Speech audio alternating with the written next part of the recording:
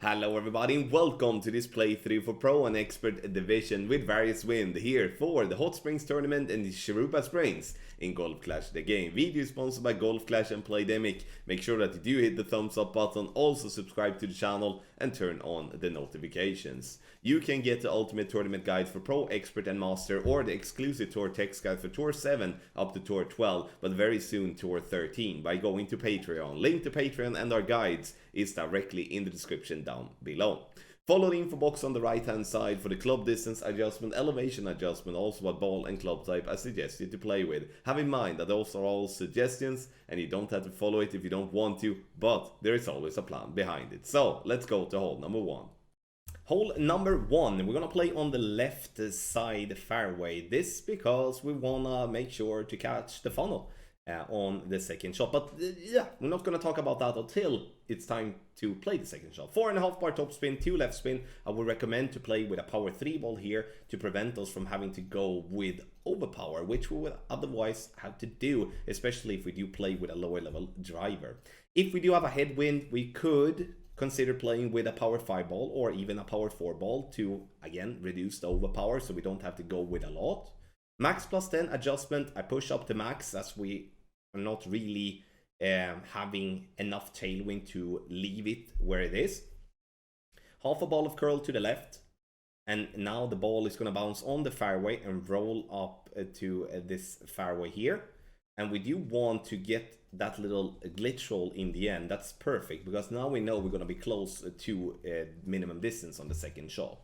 374 yards, and we're going to change from the sniper because that's not the club we're going to use. We're going to use the grizzly here on the second shot. And I would say pack a club such as the runner as a short iron to help find minimum distance line. You can see that I'm putting my target in absolute minimum distance and then I'm pushing up from a minimum distance to get my ball guideline to the hole. Minus 10% elevation, and it's going to obviously be rings from min for those of you that are familiar with that concept. For those that are not familiar with rings from min, then you're going to play true distance, minus 10% elevation, power 3 numbers. So the idea here is to bounce on this slope, get the ball up towards the green and roll into the hole. This is a very consistent and nice approach on this hole, which I'm very pleased that we do have in our repertoire. So we bounce there on the fairway, up on the green, and then we roll nicely right in the hole for an eagle here to start with on hole number one. And as I will say on other holes here in this playthrough, I do believe that if you are going to fight in the top of your division, such as Pro or Expert, this is a hole that you're gonna have to drop.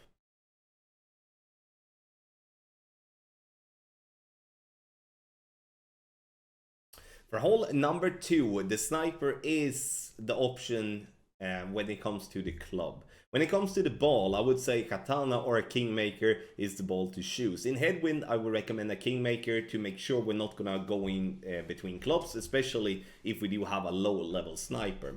I'm adjusting with 3 right spin, 3 back spin, ball guideline to be 1 green square through the hole in headwind, so we're not gonna fall short. Adjustment is max plus 15, hit perfect, and this is gonna be a very good chance. We are attempting to play into the funnel that is there by the green, and I do believe that this is a hole that at least those players that are playing for a top spot will drop most of the time. So if you do want to fight at the top, this is a hole that I do believe you need to drop. The thing that could change things is if you do have winds that come right to left, then you're gonna adjust slightly more uphill than where we start from. What you need to do then is to back up your target a little bit after the adjustment, so pull back a little bit, because otherwise you will fly too long and you might risk missing the rough.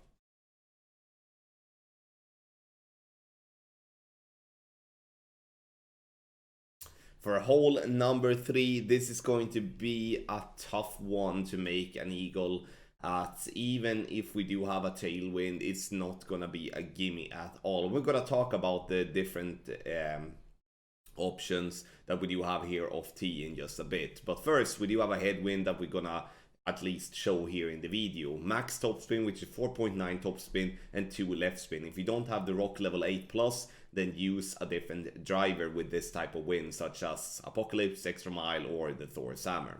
Adjust max plus 10. The idea here is not to go too far. The more is to position us closer to the rough line on the right. Second shot is gonna be just straight down the fairway. Here you use the club with the most topspin. It could be the Big Dog, it could be the Cataclysm, it could be the Horizon. All of them which has a lot of power, and something we once again going to have here. We need power and we need the topspin. Adjust max plus 10, half a ball of curl left, and then try to hit perfect with max overpower. Obviously, those of you that feel very confident with some sort of a power slice or a power hook, you can go with that too. But make sure that you stay on fairway, because now it's time to try to save the eagle here, either with a wedge or with a short iron. So what we're gonna do here now is that I'm gonna, in the info box, change to the Endbringer as a wedge, and then we're gonna change only from max to mid is what we're gonna change to in the info box. And obviously gonna take a look at the video here. So the thing here when it comes to this wedge is that it's not playing as normal. What I mean as normal is that generally we play EB School plus 20, but this one is gonna be played more towards the plus 10 because of the uphill elevation. So even if it's uphill, we are still going to play plus 10. But not just that, we're going to have to back up and make sure that we use the fairway before the green, because the green is super glitchy. What I cannot see here, or let's say like this, what I think is that I'm having the ball guideline through the hole because it's so bright and I make a mistake here. And that's the reason why I, in this case, are missing this shot on the right hand side. No, sorry, not missing right hand side, I'm missing short, obviously. So I'm going short in line, which is one of the worst things that you can do, because that obviously means that you didn't even give the ball a chance to roll in the hole. But you can see that I'm happy with everything. We do have the adjustment, we just need to let the ball guideline go through the hole in headwind. So to go back to the drive here now, if we do have a tailwind, we can push the drive harder, trying to get over to the absolute very far fairway. And the reason why that's still not being a gimme to try then to attack the pin is the fact that we still have a lot of distance to go. We're not playing a linear hole here, we're playing straight up and then right. Which means that even if we go further down, we're gonna win some yards towards the pin, but not that much. So then you also have the risk of getting stuck into the rough or into the sand if you do make a bad drive. So this is going to be a tough one, regardless of what club levels you have, regardless of the skill level you have. This is going to be an eagle that you're going to have to consider a drop. And getting this eagle will definitely give you an advantage over many of your opponents.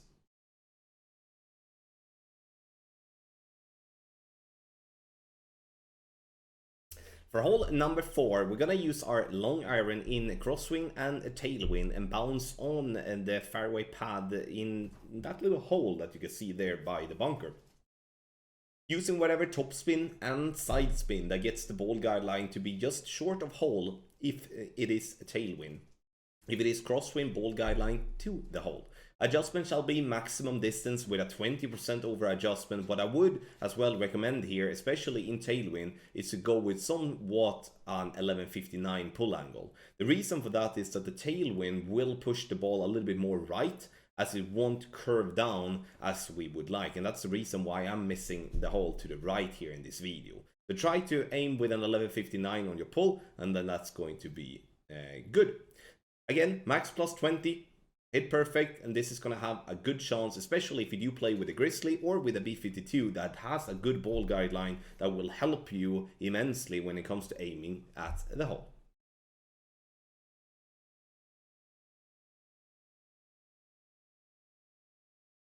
Hole number 5, I'm gonna lay up on the right hand side here and go for the rough bump. In crosswind and tailwind we can use a quarterback, but if we do have headwind we need to use a club with more power, such as the Rock, or to go with any of the main drivers such as the Apocalypse, Extra Mile, or the Thor's Hammer.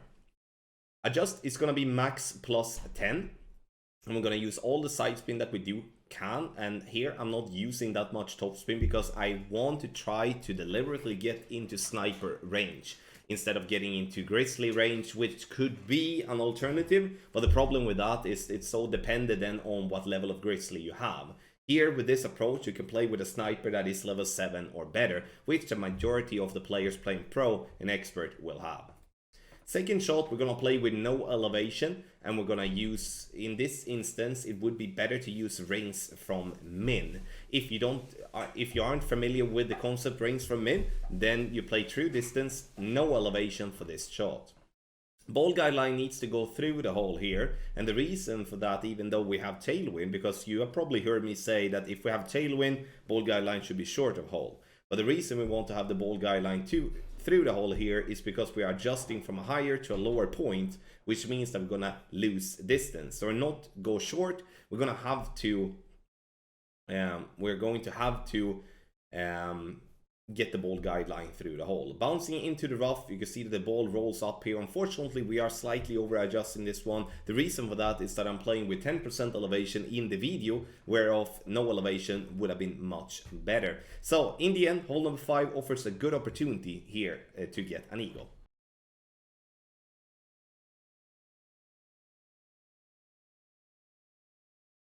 For hole number 6, the Apocalypse is the key club here, but it doesn't have to be an Apocalypse level 4. It can be as low as level 1 if you would like. But let's focus on the Apocalypse level 4 here, where I'm using 5.8 topspin and 3 left spin. 5.8 topspin is the maximum topspin on Apocalypse level 4. Being an absolute max distance is gonna give us then in the end a little bit of overpower. You can see I'm using 3 rings of overpower and approximately 0.9 ball of curl to the left. Try to hit perfect and the ball will bounce on the fairway over to the other fairway, and we're gonna be in a nice spot now to attack the pin for an albatross. If you do have an Apocalypse that is less than Apocalypse level 4, meaning that you will have less power, you're gonna have to use more overpower. Obviously, if you have an Apocalypse with more power, such as Apocalypse level 5+, then you need to use a very little amount of overpower, as you will obviously have a longer club to use. So then we're gonna go on the second shot, which is gonna be played with our sniper. I would strongly advise to actually keep the sniper and gamble with that, because sometimes if we make a crappy drive, we might be out of range. But the sniper's ball guideline now for the second shot is gonna be such a massive help if we're gonna have a chance for an albatross here. Leaving the ball guideline just slightly short by using 2 backspin and 2 left spin and whatever backspin that is needed to get there. Minus 20% elevation, as we're playing this one massively uphill. That's probably the toughest thing to get correct here in this hole, as once again it's such an uphill shot here.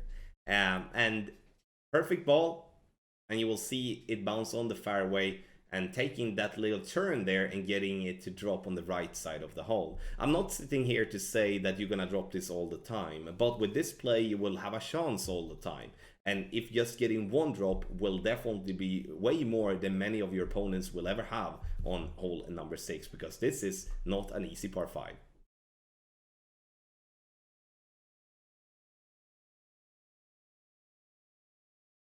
So for hole number 7, you will see a no movement, 4 backspin and 2 a right spin, and you see that we also play with a quarterback. If you do play with any other club, you can still play with a no movement, but we do think that playing with a quarterback or the rock is going to help you immensely when it comes to the accuracy and also the ball guideline to know exactly what to do, and also even if you hit great and still be able to be on the fairway as planned.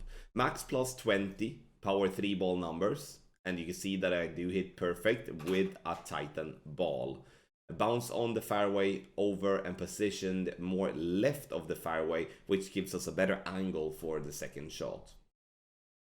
Second shot, you can see that this is a pin check with the sniper. You can do different ways here to dial this shot in. What we need to have in mind is that this is a very elevated shot. And this shot is played 25% elevation and then true slide or true distance, whatever we would like to call it here. No spin whatsoever, which is a very easy thing to replicate.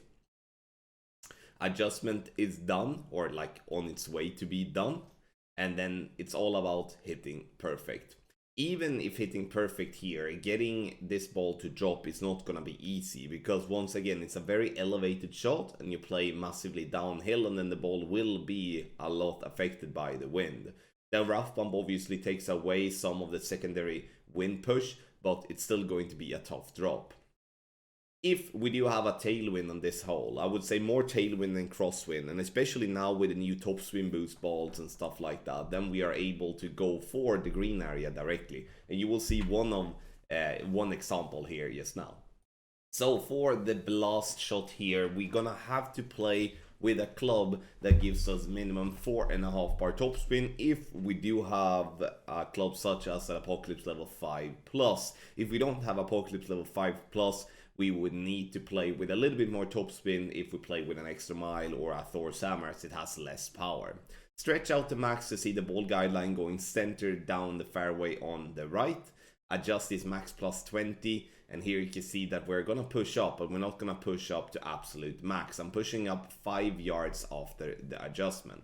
You can see as well that I'm changing to 6 bars of topspin. The reason for that, based on what I just explained as well, is that we do have way more crosswind than what we do have tailwind. My initial explanation with 4.5 bar topspin is going to be based on more or less a straight tailwind. But if we do have a more crosswind angle, it is still possible, but obviously you're gonna have to use more topspin here, otherwise you will bounce into the rough and roll out. But regardless if we bounce into the rough or roll out, or just go directly on the fairway as we're doing here now, it's still going to be, in my opinion, an easier time to get that shot to drop with either a wedge or with a short iron from a much lower elevation position. So that's something that you really need to have in mind. A power 5 ball, in my opinion, is necessary to get us the distance that we do need. Sure, a power 4 ball could work with more tailwind,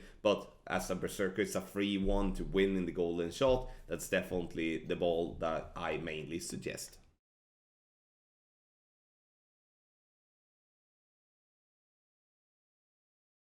For hole number 8, we can choose to play 2 ways here. One which is a bounce on the fairway, which is the least risky shot. But we can also play a rough bump, which is what I would say riskier, but it's definitely a good chance for an hole-in-one. And I would say if you feel confident by hitting perfect, a rough bump is not a bad thing. I would recommend to play 10% elevation if using the rough bump, but if playing on the fairway like this, we will play 20% elevation, max distance number. I'm using Kingmaker to reduce the wind because when the ball goes from the first to the second bounce, it will be very high, which means that the ball will be affected a little bit more than normal on a regular bounce shot like we're doing here now. Obviously, playing on the fairway will have a chance for a hole-in-one, but the best thing with it is that it is absolutely 100% safe when it comes to making a birdie. Obviously, you know, if you mess it up completely, hit good left and good right, then obviously have to blame yourself. But in general, if in general this is going to be the safest way to get a birdie, but also with a decent chance for an hole-in-one.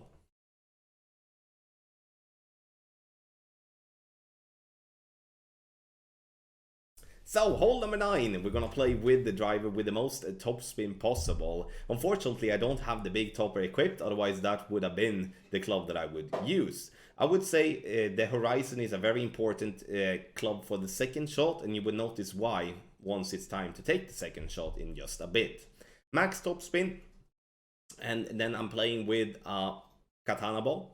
There is no need to play with a Katana ball in crosswind or in tailwind. You can play with a power 1 ball if you like, but if it is headwind, a power 2 ball such as the Katana will be the minimum ball to play with. Obviously you can play with power 3 ball as well, but it's nice actually for a change to save our power 3 balls. Medium distance, no elevation, bounce on the fairway and get the ball as far down the fairway here as possible.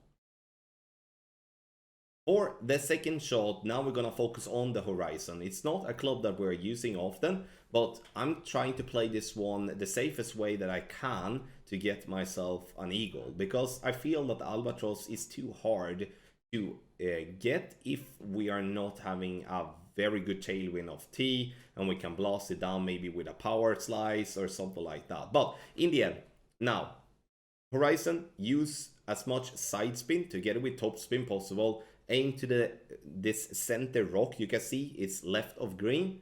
And then we adjust medium distance with a 10% elevation. Obviously, the club distance will vary depending on where your drive is ending up.